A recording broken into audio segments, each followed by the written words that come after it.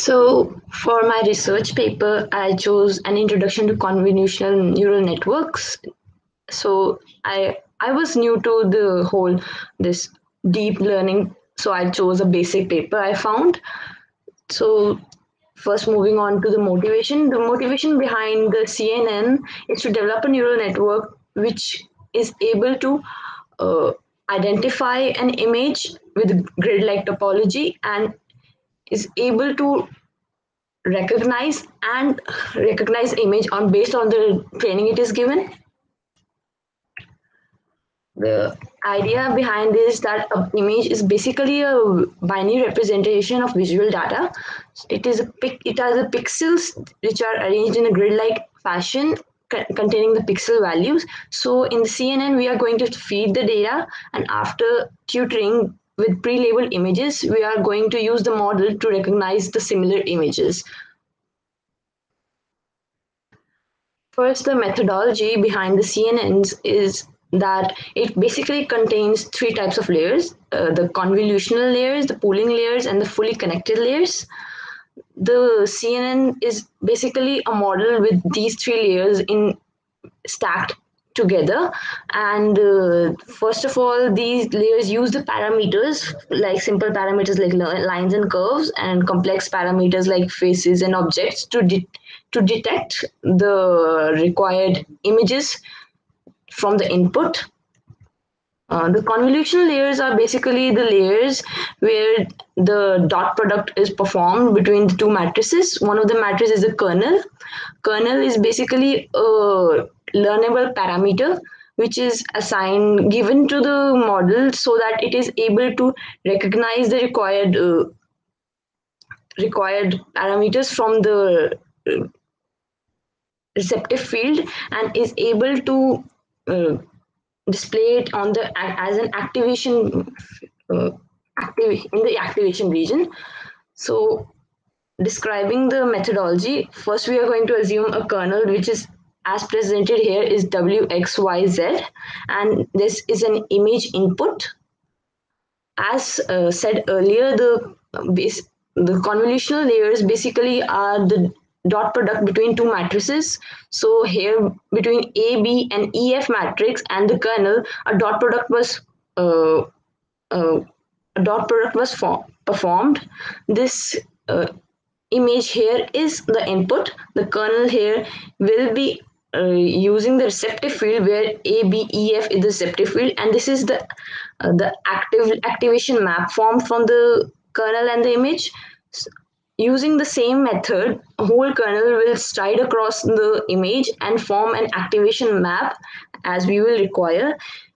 Kernel is basically spatially smaller than the image, but it usually has depth more than the image. For example, if an image is made up of RGB channels, the kernel's height and width will be smaller, but the depth will extend up to the 3 channels. Next come the pooling layers. Pooling layers are basically used to reduce the dimensionality of the representation, basically reducing the workload and the weight of the model. In this, basically we use the max function, in which in a group the maximum value is chosen. While it may seem arbitrary to remove other values and it kind of might seem like it reduces the efficiency, but uh, all it does is choose the most significant values and removes the uh, noise from the data, hence reducing the weight of the model. Here, as shown in this figure, a 2 into 2 max pool is used. A 2 into 2 grid is chosen on the activation map given by the convolutional layer, and from in 2 into 2 grid the maximum value, which here is 20, is passed on to the next layer, forming a map. Using this, on a basic basis, it reduces the scale down the activation map down to 25% of its original size, while maintaining the depth volume to its standard size. Next come the fully connected layers. Between the fully connected layers and the pooling layers come the flattening of the layers. Flattening of layers is the basic changing the matrix into 1D array, like laying out the whole data in one line. And after that, laying, for example, here the input data is turned from a matrix to one whole line. This data is then interconnected between the hidden layer, the fully connected layers. They are basically the layers that are connected to each and every element of the preceding and succeeding layer, and they help us map out the representation between the input and output in the CNN networks. While these are the basics of the CNN network, one of the biggest disadvantage of the CNN network is that while it is an extremely powerful machine algorithm, it can be horrendously resource heavy. So, to what could be done to reduce the size of the memory per image? While this is the question that I encountered while reading the research paper, the answer for it wasn't as much as clear. So, this is what I feel should be discussed about the CNNs.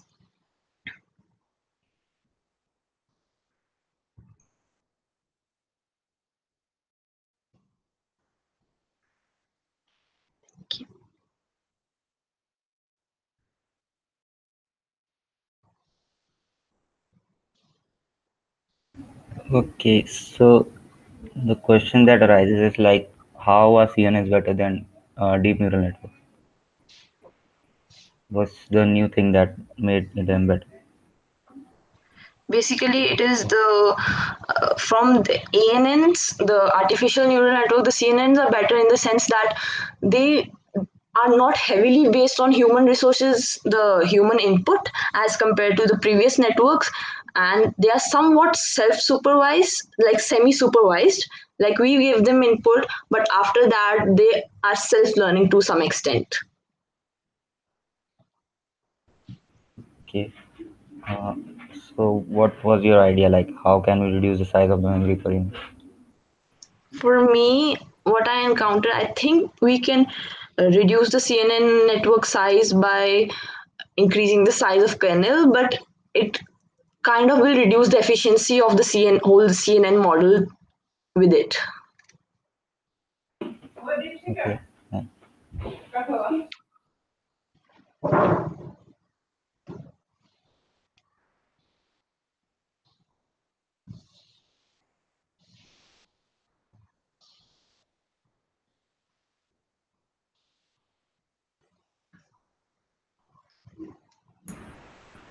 So, anybody else has any questions about CNNs or deep neural networks? I would like to add one more thing. I think there should have been some notes on the back propagation part of CNN because it's a bit trickier than the normal ANN because उसका वहाँ पे जो filters वगैरह होता है उसका भी optimization वगैरह होता है. So like if you want to explain, maybe you can do that. So, yeah. The parameters required for the convolutional layers. Yeah, like वो back propagation में optimize होता है. So like that's like you should have explained that maybe like like that part. Can you explain it? Like, I actually don't understand this question quite clearly. Can you rephrase it, please? So when you train a model, right? Uh, so like you're optimizing different parameters like the weights, the biases. So like when you do one convolution, there's this thing called filter, right? So Yeah. you have to update the filter too um because the filter is basically like what things you're picking up from the image, like अगर तुम्हें edge detection करना है. So like the neural network would understand from its own and then update the filters accordingly ताकि वो एक specific type of edges he pick करे. So so like जो back propagation होता है वो भी काइंड ऑफ रिवर्स कॉन्वोल्यूशन की तरह होता है. तो लाइक मे बी उसका एक डेरिवेशन वगैरह कुछ कुछ लाइक बात कर सकते हैं, may be, I don't know. Well, I'm not exactly getting what you're talking about, the back propagation, but the convolutional network, basically, the filters are predefined based on the pre-labeled image we feed and train into the model, and each filter has its own convolutional layer and own pooling layer. For example, if we take this model here, this is one set of convolution layer and pooling layer and another set of convolution layer pooling layer. These are basically two different filters applied on the same image. So like you have like predefined filters. Yes, the CNN filters are predefined based on the training data given to it. So how do you choose filters? Like ऐसे काफी सारे filters है, जैसे Sobel filter हो गया. uh, Yes.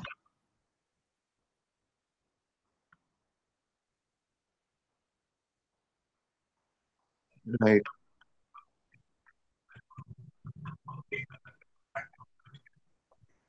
Yes, exactly. The kernel is basically the parameter, and which will help us choose out the most required input from the given image. So like kernels कैसे update हो रहे हैं? Like that's what I'm asking. I'm actually using filter and kernel synonymously.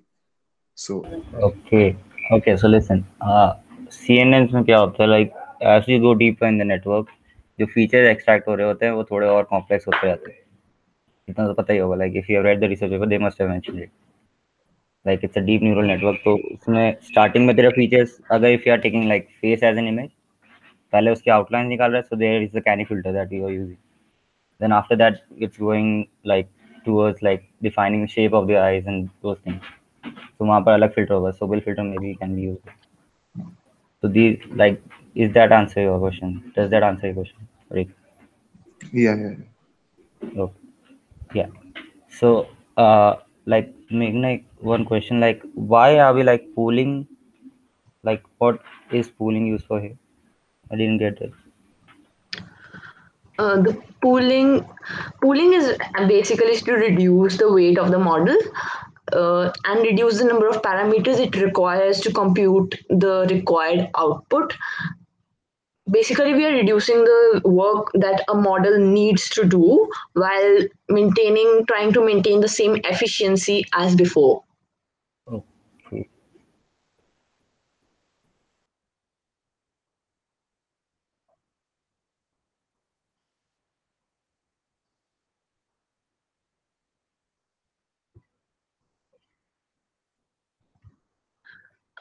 Pooling pooling layers, while may occur for many values, even average pooling occurs.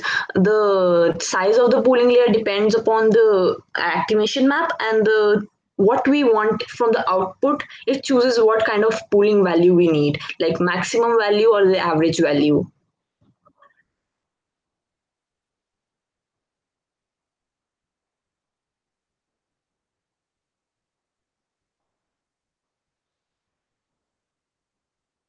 Yes.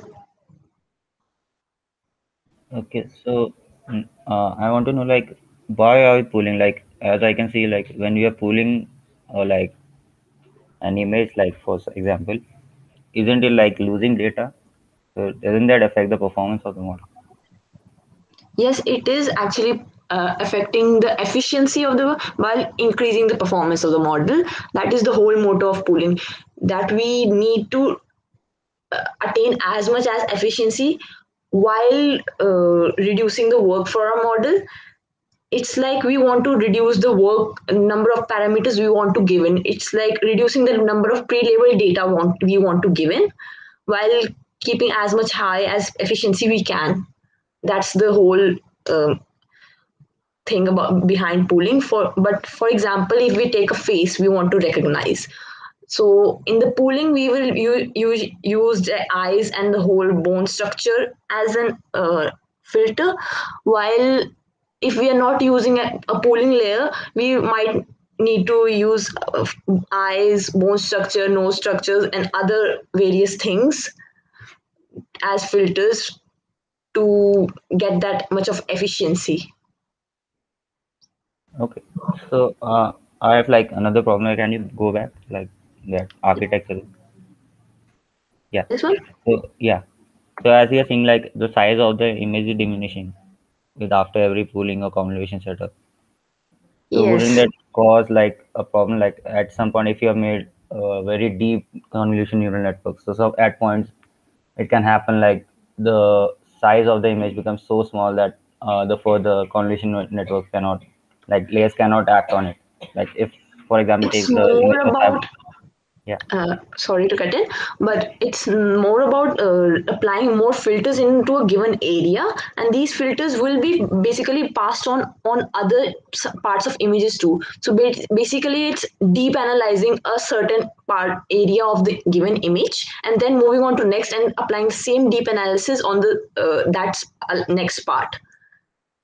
So it's not reducing the size; it's actually increasing the size to some extent. Actually, increasing the size a lot for the image while applying more and more parameters, more and more expansion of the given pixels. Is it increasing the size of the image or the model? It's actually increasing the size of the model. It's like almost 70 MB of memory per image model. Okay. Uh, can you please explain like this thing? Like why are we flattening the image? Why can we send it like 2D or 3D image? Pardon? Okay. Why are we flattening? Like we are Flattening the using image. Yeah, the basic motto of flattening is to simplify the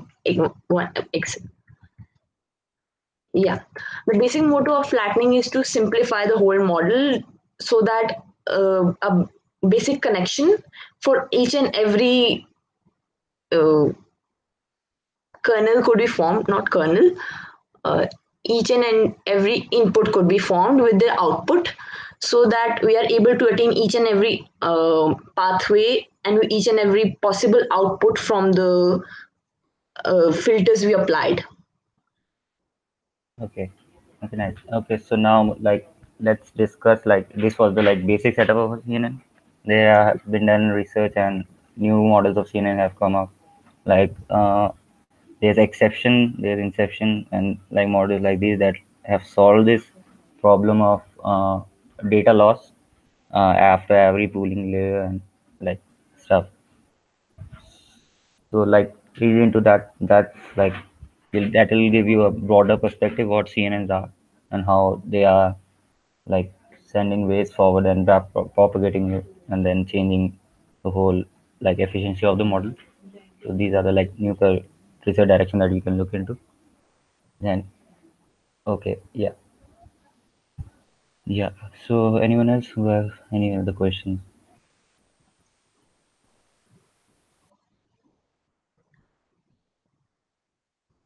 Yeah, I had read somewhere that we can apply padding to the image so that when the after each layer, when the size gets reduced, it ultimately remains the same size after every layer.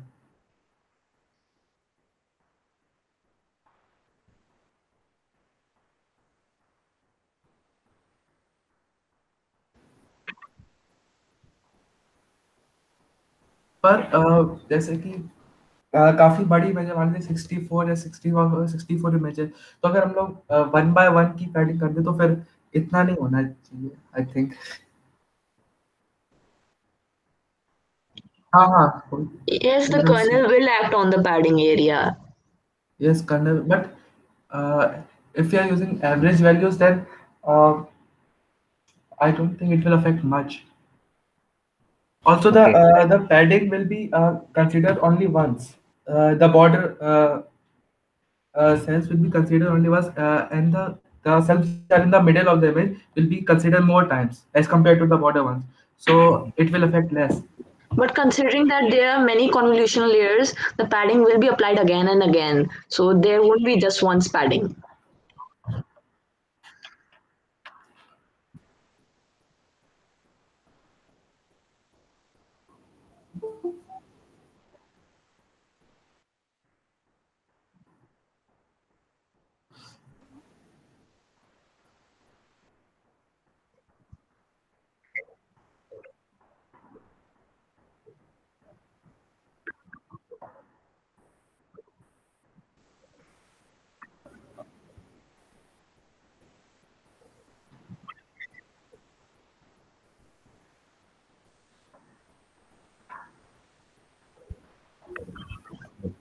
Okay, what like when we apply padding, what's it doing? Like it's like adding zeros or non values to the boundary, right? Like if we are going from 100 by 100 image, and then like with as the model progresses, after every convolution it's like going to 88 by 88, then the rest of like maintaining that size of 100 by 100 is done by padding. So Ashwini, you're saying that after if we are adding padding there's a loss of features, right? Yeah, yeah, but don't you think like with every filter what it's doing, like can you go back, Meghna? One, yeah, here. Like, if we are going like take A B as 0 and then E and F, sorry, F as 1 and E as 0, okay? So if we are applying that same filter over that, then won't the answer for AW plus BX plus EY still be 1? I don't think it's affecting that performance. Yeah, if we use max pooling and we have a padding of 0, then I don't think it will affect. Can you please repeat that? Actually, like what we use padding for is like as I told you. Like, can you go back one more slide? One more slide. Yeah, as you can see, the size of the block of data, like the image size, is reducing with the progression of like the convolution layers and everything, right?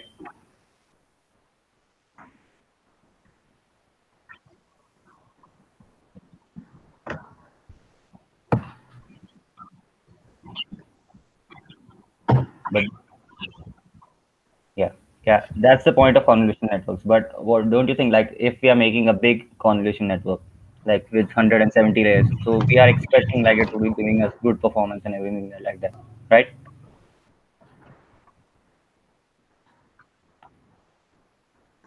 Basically, padding is used to add more of the corner values because the middle values are repeated again and again. If we see in this model, the corner values are just getting one uh, kernel, and while the middle values are repeated again and again. So, to solve this problem, the padding was introduced so that the image pixels of the corners and the features of the corners are also get included in the activation map.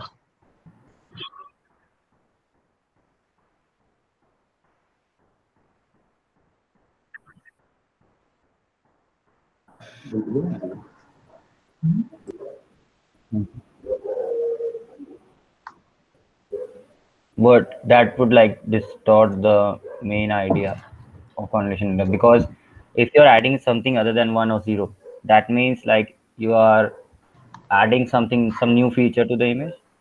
Like for every pixel value it means there's some feature or some characteristic of that pixel that is giving the image some distinction.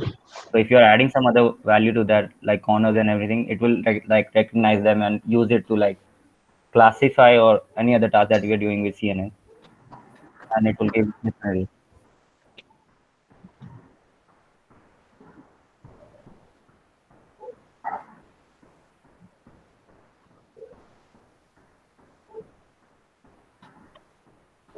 I don't think so, because like मैंने just जैसे बताया, like boundary में अगर हम 0 0 डालते हैं, and if every filter progresses through it, it won't like change the value that much. Because if we add some other value, like for example,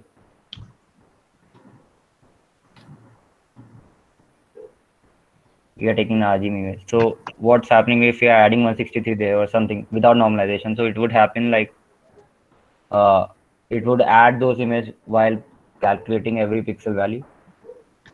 So it will like the increase in the value would be much higher than when you were using 0 or 1 as a padding. So that would uh, disturb what's going on in the CNN model. Okay.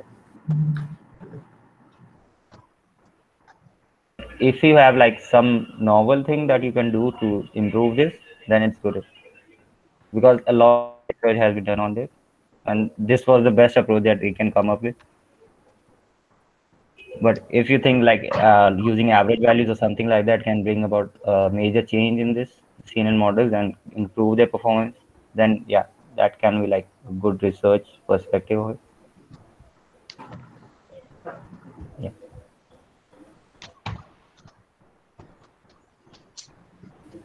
Any more questions, or we can like move on to the next? I think we are done. Okay, great PPT, Meghna. Great work. Amrinder, I guess you'll be presenting next, right? Yes, sir.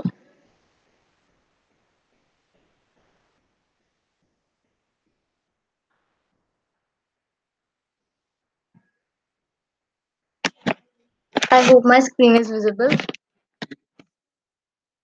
We can see your screen. Okay, so today, hello everyone. Okay, So we can't see your screen. It is invisible. it is not visible. Wait. No.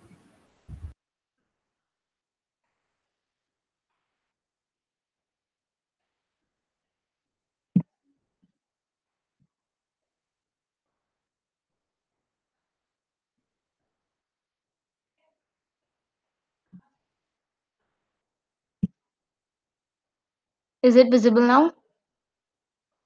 It's visible. Okay. Yeah, okay. So, hello everyone. Today I am with the research paper towards a human-like open domain chatbot. I come with it because I thought it to be more interesting, as it is something that we had experienced, because chatbots are already in our life and we have experienced that many of the chatbots, they give very vague answers, and they are like, just we ask a lot of questions to them, but they answer in a given way.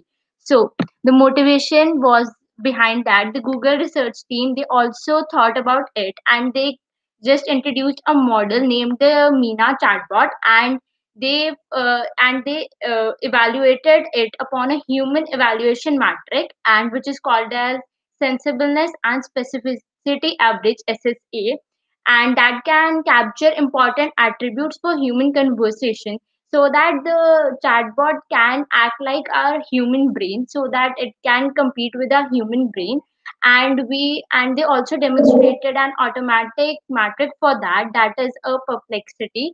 So the main idea was behind that, that I told, that the most of the open domain chatbots, like we have also seen the many shopping apps or many apps we are using day to day life, they are, when we ask the question, the bot answers the same question, the same answer for many of the questions. So this was the main idea behind it. So a model was created to avoid these things, and it was the model Mina, and it is built on a sequence to sequence model. And we have used an advanced of the sequence to sequence model, that is the evolved transformer. So we have used a 1 ET encoder block and 13 ET decoder blocks for this evolved transformer. It can vary upon how we want the model to be. So, in this model, the first we introduced a new human evaluation metric, and which will measure only two fundamental aspects of the chatbot, that is making sense and being specific. That is the main thing that will tell us that is it matching the human brain and the human aspects or not. So, let's start with the first one, human evaluation metric. So in this, what we did that, there are many, we compared it with the other chatbots that are already exist in our life, that is Mitsuko, Cleverbot, and Dialog GPT. So what we did it, we gave him a question, or we gave him starting with a greet hi. For each entrance there were answer two questions, like does it make sense or is it specific, right? So and all we take another examples for like I love tennis, and the bot responds that nice. Then this is marked as not specific because that's nice can be an answer to many of the questions. So this is not a given specific answer to the question, as I discussed earlier also, that the bot gives the same answers for many of the questions, but the answer should be different. So if the bot gives us the another answer, like I have like if there is if I said that I love tennis, and the bot responds that me too, I can get enough of the Roger Federer, that means it is specific that the bot got something else from his memory or from what to be given to him, and then he uh, then then he presented this to us. So then this is the graph, and this is the level of the sensibleness and specificity average that we calculated. That see we can see that humans are 86%, and the Meena, that is our chatbot created by the Google, it is just a trial till now, and it gets the highest of the among the bots which are already in this already exist. So it is not till up to the human brain level, but it is approximately to that. So next we move on to the automatic metric, and this is perplexity on the base on which it is based. So what the researchers did, the researchers thought for an automatic evaluation, because human evaluation is sometimes not that accurate, so we want an automatic process for this. So we used a sequence to sequence model in which to calculate the perplexity, that how the model is more sensible. It means that if the model has the lower perplexity, then it will be more confident. So we use the next token is like the character, the subword or the word, like we question him something, and how accurately it tells us the answer and how sensible it is. So here is the sequence to sequence model. In this model, there are encoders and decoders. So in the encoder ones, like here we inputted how are you, like x, we give the values of x, I, like how are you. So what is this, these are taken in sequences by the encoder embedding layer, and then this is RNN. These are recurrent neural networks. So what these do, they take the words in a sequence, and then they convert them into their binary forms, and then they send it to the decoder, and then the decoder gives the answer to the question like I am fine. So these are three layers for the encoders, and the three four layers for the decoder. So encoder and decoder, they both work parallelly. Like encoder takes the input from the us that we give him, and the decoder, it decodes it in its the form, and then gives us the output in the form of the signals that we gave him. So our model, that is our automatic, it is based on this only. So evolve transformer, it is based on the neural architecture search. It is basically the uh, modification of that RNN only, the recurrent neural networks. In this, what happens is, like in recurrent neural networks, it takes one word, like in a sequence it doesn't take the whole. But when we are creating a chatbot, we need a full of the sentences so that we can get the answers early. So in this, the algorithmic searches for two types of cells. One is the encoder with the 6 copies, and decoder with the 8 copies. It's just the example, it can vary according how we take it. So see, in this we can see that there are blocks and a cell. So these blocks are repeated and repeated. Basically, the RNN what does it, that when we give him a input, it takes it, and it reminds that what input we have given, and it remembers, and it uses the same input for the every task we want. And in the chatbot also, this is the same thing we do it. So here we have blocks, and these blocks have two branches, like left and right, like left activation, left layer to this.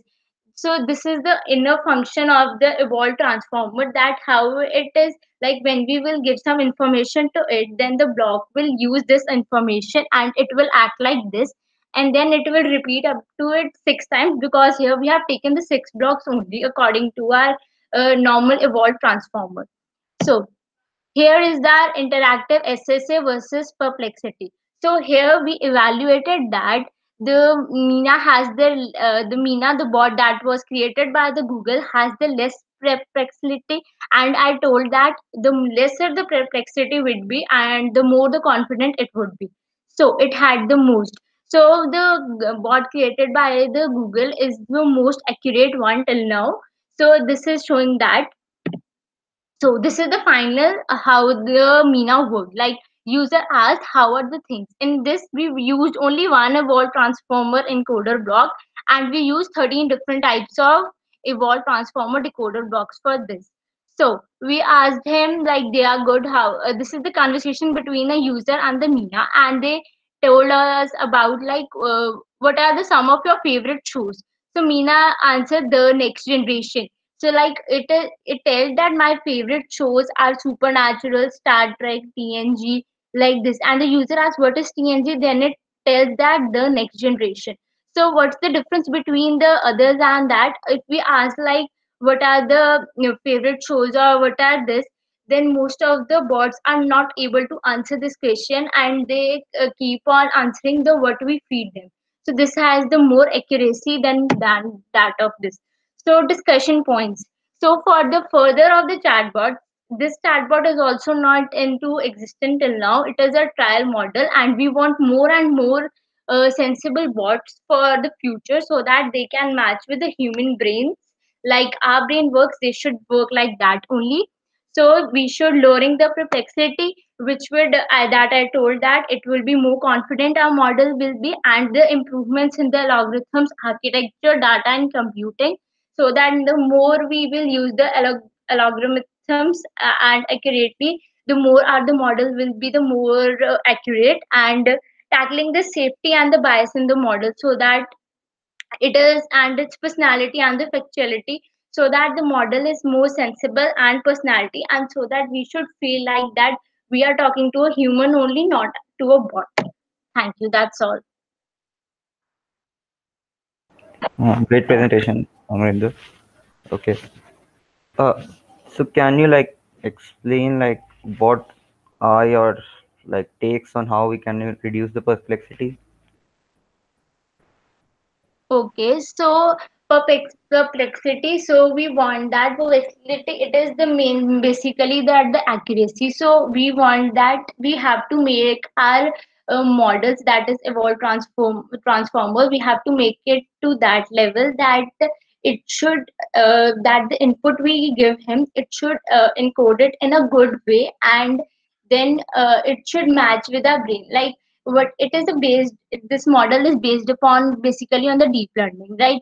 So deep learning we want like it to act as like deep learning, because in deep learning what we do is we give the model a thing, and the model studies it, goes it and learns it upon it, and then gives us the output. So we want our evolved transformers to be more and more good, so that they could take the code we give him, and they could betterly interpret it in more ways, and and we will provide it more libraries by the PyTorch and the Python torch, so that the more the bot has the more information like the human brain, and we wanted to learn like us. Okay. Ashwani, you were going to ask something?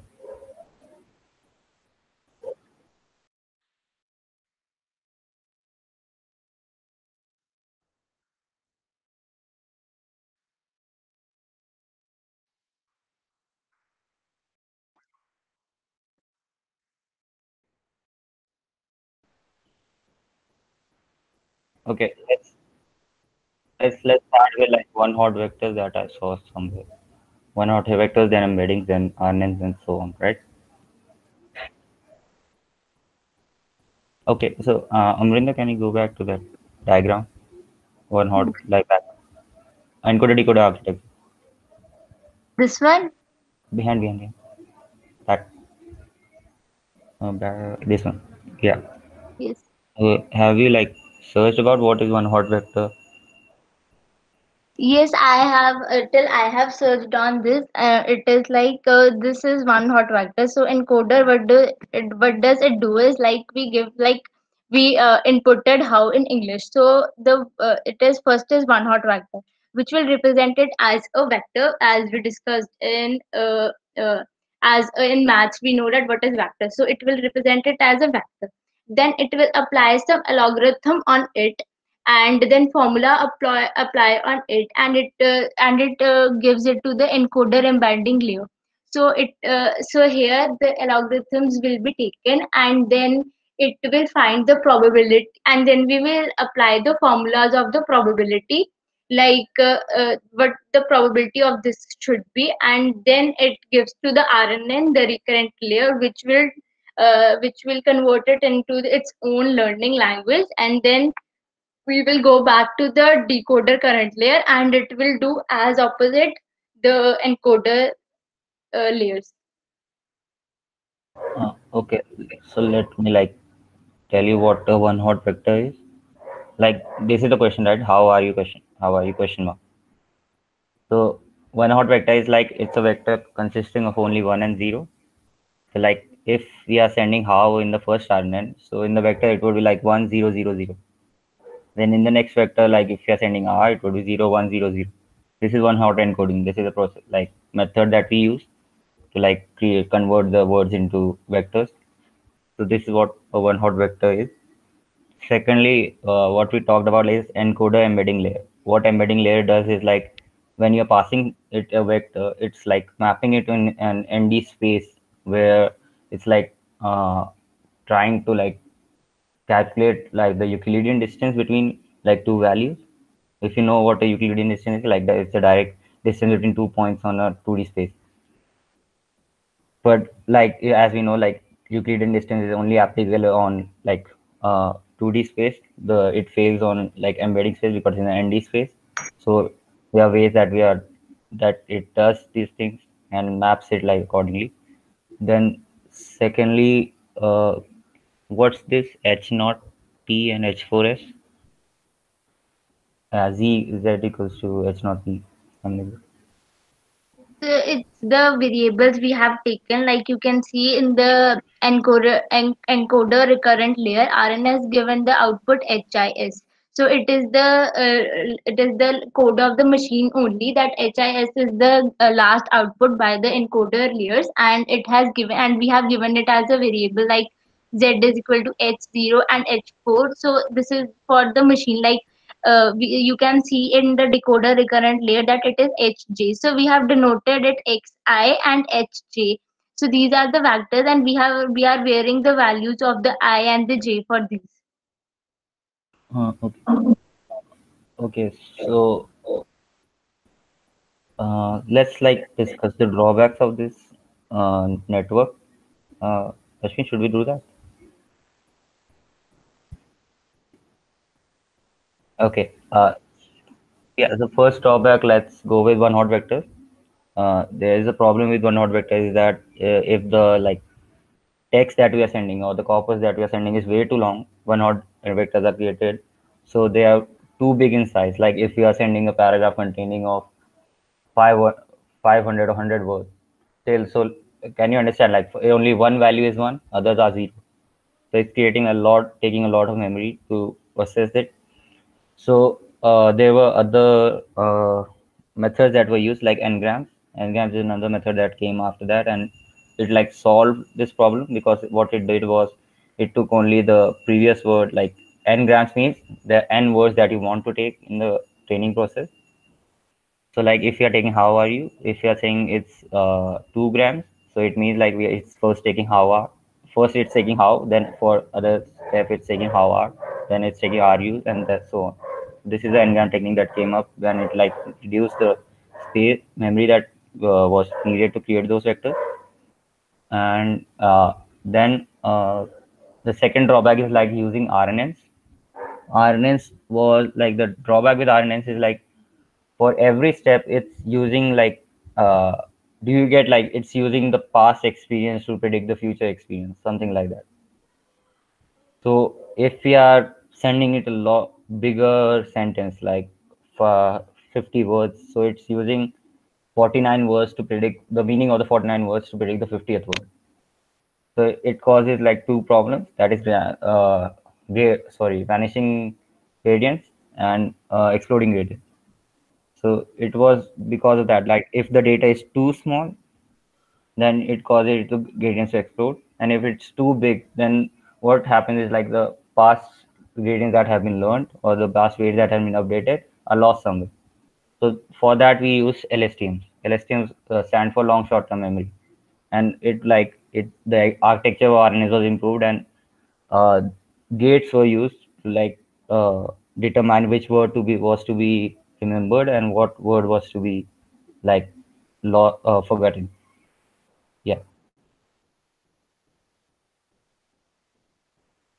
If someone who has like attended that talk that Fatima gave, you must have understood what LSTMs and RNAs are. Actually, what you can do is go to P Club UIT, and there was a session that we organize as P Club. You can it explained all the NLP basics and everything, so you can just go there and go through that one, right? Ashwini, you haven't also read. तुमने पढ़ा नहीं है?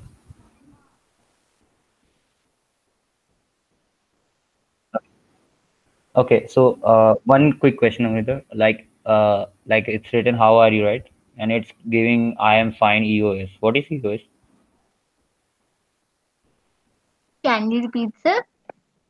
Like it's asking a question like, "How are you?" Then it's giving output as, "I am fine." EOS. What's EOS?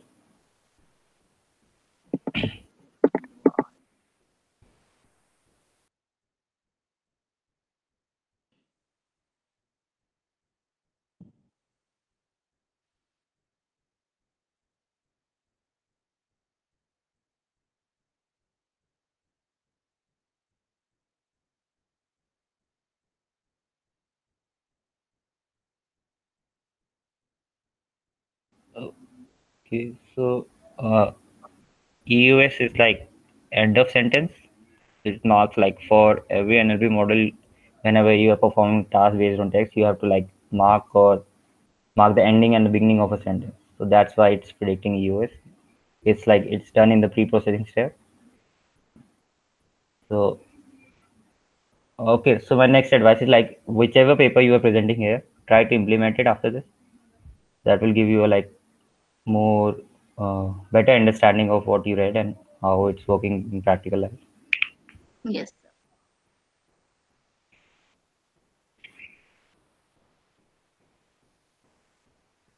Hmm.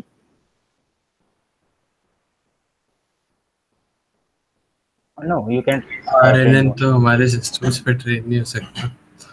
RNN LSTM का यही सबसे बड़ा drawback है हाँ, LSTMs can be trained. I've tried and train करा. Like if not on a system, you can always train it on Google Colab. बिल्कुल lab And बहुत time there's लग जाता I looked into it, like we can get like better GPUs on Colab by writing some function in the console. You can search it on Stack Overflow. That way the performance can be the process can be speed up. Okay, so yeah.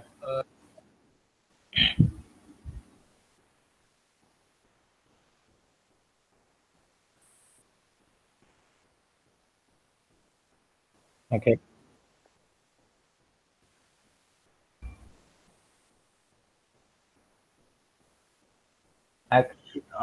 Actually, the thing is, what this event is for is like reading research papers and bringing out like the novelty in them, and discussing and getting like some ideas on what the future can be of those ideas, right?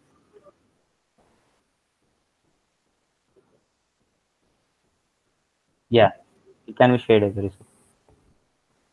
Okay, uh,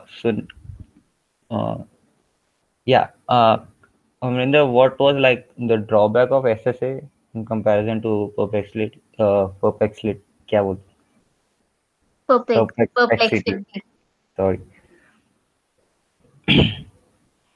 Yes, so we compared that perplexity, and it was like they have more perplexity than the other models. Like Meena has, matlab, the lesser the perplexity will be, the more the confident the model will be. So in the others, we when we examined them on the basis of their SSA, sensibleness, and perplexity, actually we did it with a human, and then we compared it with the other persons, like how a human brain answers and how these bots answer. So in this, we discovered that from the evolved transformer, like we can see here that as we compared it SSS score also, like in a that the lower the perplexity will be, the better the SSS score for the model, and the coefficient of that will be lesser also. So we use some parameters and architectures on, and we applied many of the algorithms, and on that basis we examined that their perplexity was greater, and so their sensibleness was lesser, and that's why they could not compete to the human brains. Okay. Nice. Okay, so can you go forward?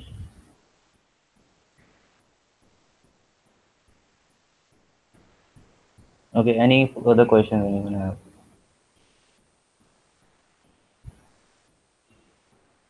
Like lowering the perplexity through improvements in algorithm architecture data, and this can be done like using GRUs, LSTMs, or yeah, these in a like more sequence to sequence model. Like for uh, future, like the future research that has been done is like in bringing attention mechanism in this model. The slide I shared with you guys, attention is all you need, was the new big thing that Google Brain came out with, and it was like able to improve the performance of this model and bring the perplexity to down a lot. So yeah, tackling safety and bias in the models. This is something I'm working on. Uh, the problem with like safety and bias in the model is that when we are training a model, like a lot of information that is given to the model is has been interpreted like differently by the model, and it is causing these biases, and sometimes it's got like leakage of sensitive data. So that's a big field that research is going on in. Yeah. Okay, so I'm done. If anyone else has any other.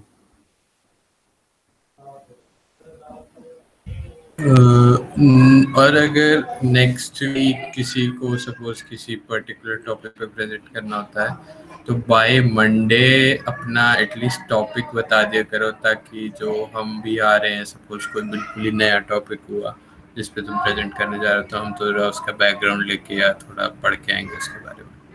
Yeah, that's a good idea. Also, like you guys are targeting very big papers. Like I agree. Like Divyan sir said that target big conferences and everything. But let's. Are you comfortable with that? Like everyone is comfortable with that. Like this topic is like way too. Uh, Yeah, so by big conferences, what Divyam sir meant was कि original papers निकालो उनका, मतलब जो copy work होता है वो मत निकालो. ये नहीं था कि मतलब बिल्कुल कॉम्प्लेक्स पेपर्स निकालो. सो या तो ओरिजिनल पेपर, जैसे अगर गैन्स का निकालना है तो गैन्स का ओरिजिनल बेसिक वाला पेपर निकालो, वो मत निकालो जो अभी ओपन एआई और ये सब कर रहे हैं. एनवीडिया का पेपर निकालोगे तो स्पेसिफिक नहीं आएगा. If someone would have done like gradient descent or stochastic gradient descent, it would be great. Like it would be a big step for everyone, because these are the basic optimization algorithms that are working, right? Okay, so I think, by the way, Meghna and Amrita, great PPT. Yeah, good work. You read the paper like thoroughly, and yeah. Okay. So next week, like, any idea? Does anyone want to present? Because I think I'm going to present one paper, but it would be uh, on data privacy, but it would be like it's sort of advanced. Like try and reading a little bit about data privacy and something like what are the techniques that have been used and research recent development in that field. Okay. Okay. Okay. So I think we're good for today.